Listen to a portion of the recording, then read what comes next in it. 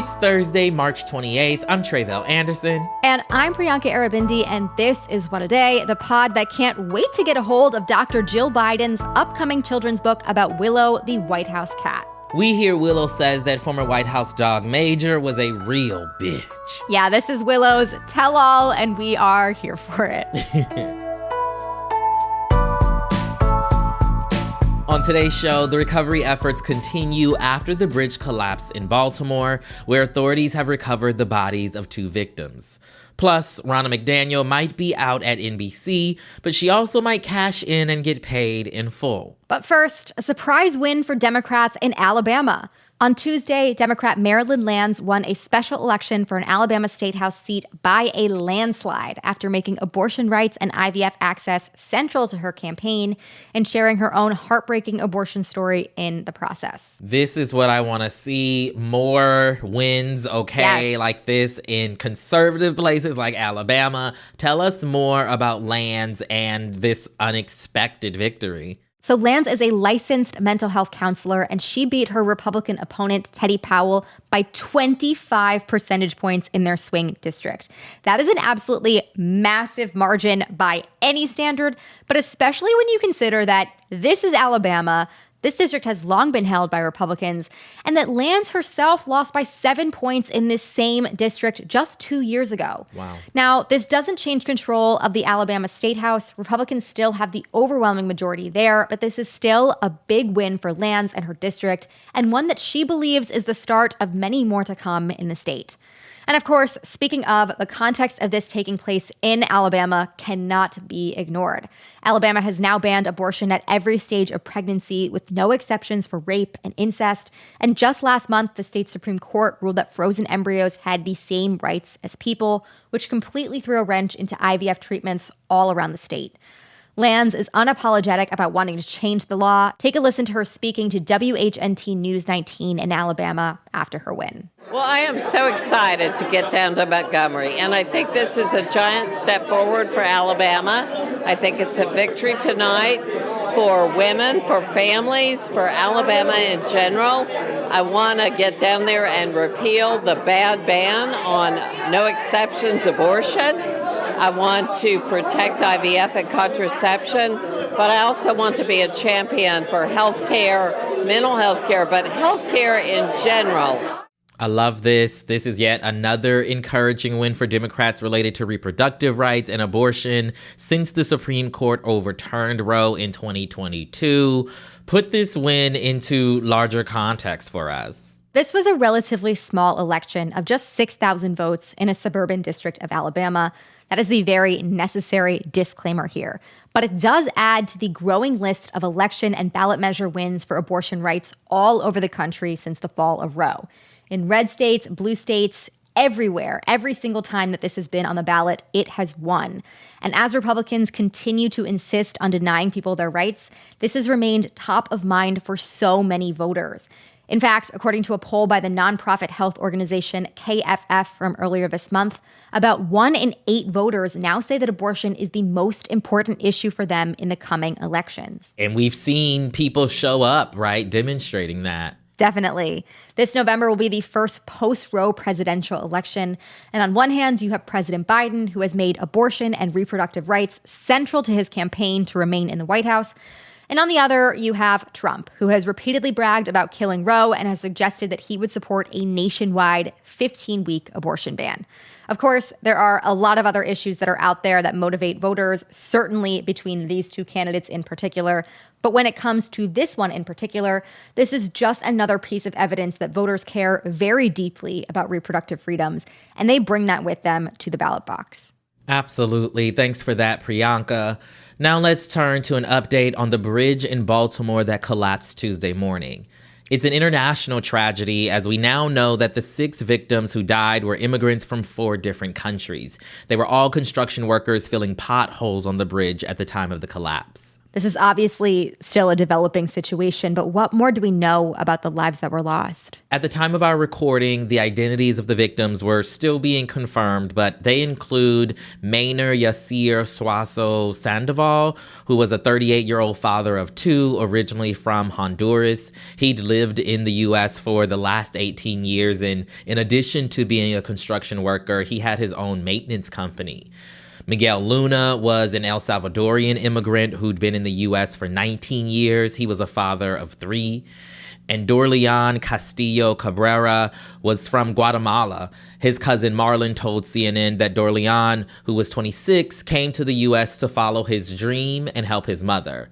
As of now, only the bodies of Cabrera and a fourth victim, 35-year-old Alejandro Hernandez Fuentes, have been recovered from the site. Here's Maryland State Police Superintendent Colonel Roland L. Butler Jr. at a press conference yesterday. At this point, based upon the conditions, we're now moving from a recovery mode to a salvage operation. Because of the superstructure surrounding the vehicle, what we believe are the vehicles, and the amount of concrete and debris, divers are no longer able to safely navigate or operate around that. We have exhausted all search efforts in the areas around this wreckage, and based on sonar scans, we firmly believe that the vehicles are encased in the superstructure and concrete that we tragically saw come down. We mentioned on yesterday's show that the collapse of this bridge will likely have an impact beyond Baltimore itself, even potentially on the East Coast supply chain. What are elected officials saying about not only this investigation, but about what people can expect as we move forward? Officials have been out and about trying to help the public understand what exactly happened. Basically, the really big container ship that crashed was 985 feet long, and it was carrying 100,000 tons of cargo. Wow. 764 tons of that cargo contained corrosive materials, according to the National Transportation Safety Board officials yesterday. Some of the hazmat containers were breached. Early Tuesday morning, that boat lost power and crashed into one of the bridge's main support beams, and that sent the bridge in almost an instant tumbling into the Patapsco River. Here's Transportation Secretary Pete Buttigieg at a press conference yesterday talking about the collapse's impact. We are concerned about the local economic impact, with some 8,000 jobs directly associated with port activities. And we are concerned about implications that will ripple out beyond the immediate region because of the port's role in our supply chains. This is an important port for both imports and exports, and it's America's largest vehicle handling port, which is important not only for car imports and exports, but also for farm equipment. No matter how quickly the channel can be reopened, we know that it can't happen overnight, and so we're going to have to manage the impacts in the meantime. Obviously, it is too soon for there to be a timeline for that reopening and rebuilding effort you just heard there, but we will keep everyone updated on any more developments. That's the latest for now. We'll be back after some ads.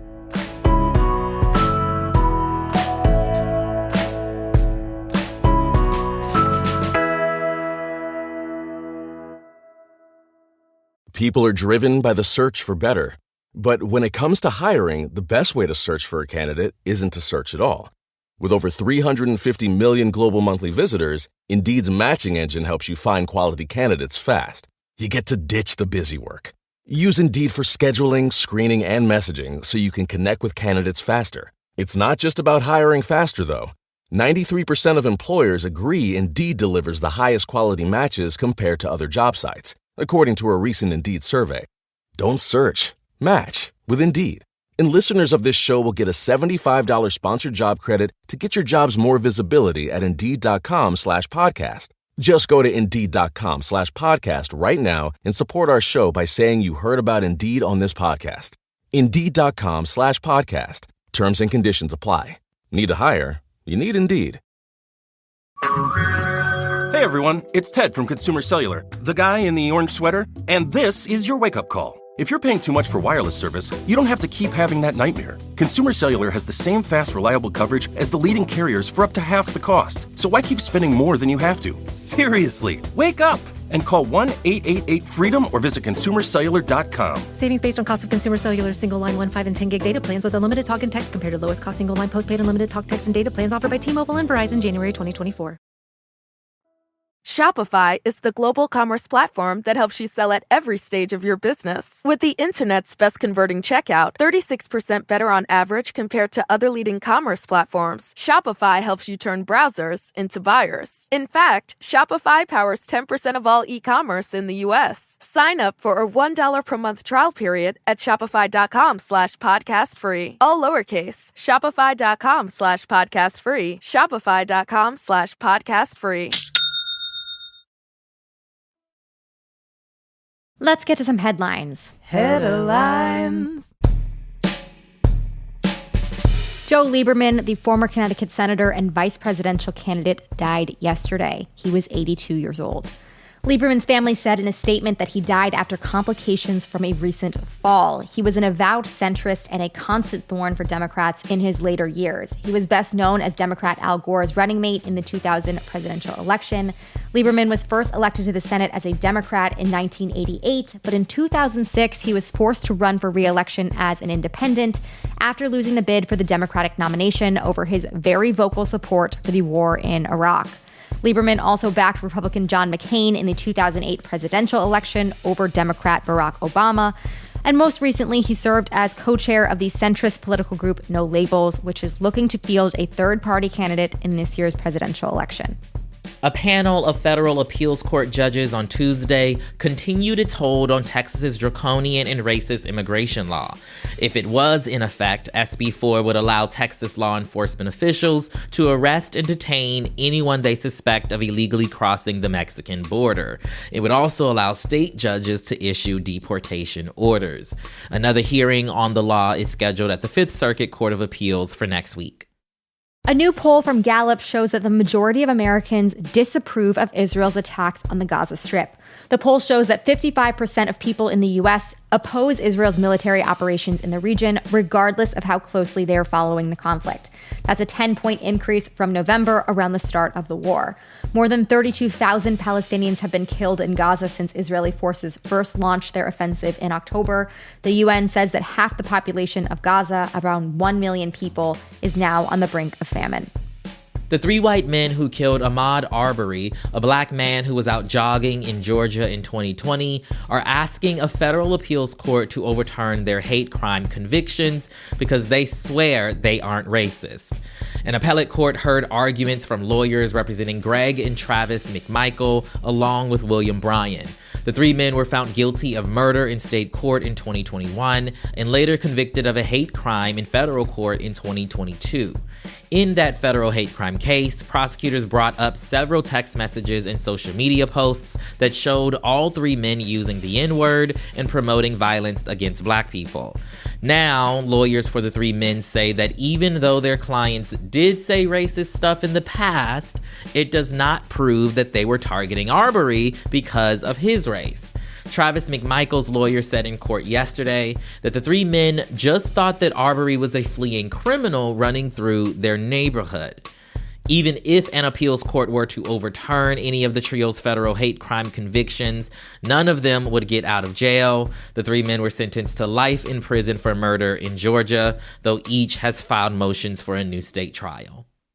Former Republican National Committee Chair Ronna McDaniel may have lasted less than a week at her job as a paid analyst at NBC, but she expects to be paid out for her entire contract. That is according to Politico. The outlet, citing an unnamed source close to McDaniel, said that she was supposed to be paid $600,000 over 2 years, but McDaniel made just one appearance on this past Sunday's Meet the Press. The network canned her 2 days later amid an on-air revolt from the NBC and MSNBC hosts. Politico had this chef's kiss of an analysis. McDaniel's single, not quite 20-minute long interview on Sunday could cost NBC more than $30,000 per minute or $500 per second. Wow. Politico also reports that while McDaniel is talking to a lawyer to figure out how to get that cash, she is exploring potential defamation and hostile work environment claims against the network. NBC declined to comment on Politico's story, and McDaniel hasn't commented publicly since she was let go on Tuesday. If they end up having to pay this woman You know what? They deserve it. You and I will be on the job hunt for a job that we too could appear at for 4 days and then get fired and then get paid $600,000. Listen, these people continue to fail upwards, okay? I don't understand. And just once, I would like to fail upwards. Please. That's all I ask. And those are the headlines. If you're currently tuning into this episode on Google Play, listen up. Starting next week, the Google Play app will no longer be in use. Make sure to save What a Day on your next favorite podcast platform so you never miss an episode. New episodes are out every weekday, including a new series called How We Got Here, out every Saturday. That is all for today. If you like the show, make sure you subscribe, leave a review. Hope it was worth it, NBC, and tell your friends to listen. And if you're into reading and not just Willow the Cat's audiobook read by Michelle Williams like me, What a Day is also a nightly newsletter. Check it out and subscribe at crooked.com/subscribe. I'm Tre'vell Anderson. I'm Priyanka Arabindi. And give us $600,000. I'm worth it. Yeah, I have a number of things I would do with that. They'd all be fun. So I feel like, why not? What's the worst that could happen? I'm stimulating the economy.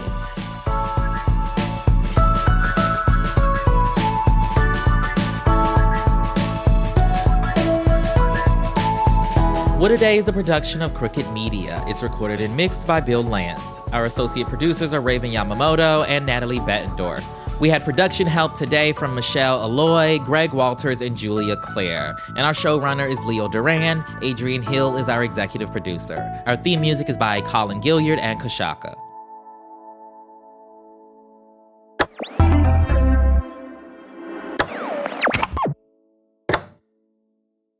Shopify is the global commerce platform that helps you sell at every stage of your business. With the internet's best converting checkout, 36% better on average compared to other leading commerce platforms, Shopify helps you turn browsers into buyers. In fact, Shopify powers 10% of all e-commerce in the U.S. Sign up for a $1 per month trial period at shopify.com/podcast free. All lowercase, shopify.com/podcast free. Shopify.com/podcast free. Your business was humming, but now you're falling behind. Your teams are buried in manual work, tasks are taking forever to complete, and getting one source of truth is like pulling teeth. If this is you, then you should know these 3 numbers: 37,000. That's the number of businesses that have upgraded to NetSuite by Oracle. NetSuite is the #1 cloud financial system, streamlining accounting, financial management, inventory, HR, and more. 25. NetSuite turns 25 this year. That's 25 years of helping businesses do more with less, close their books in days, not weeks, and drive down costs. 1.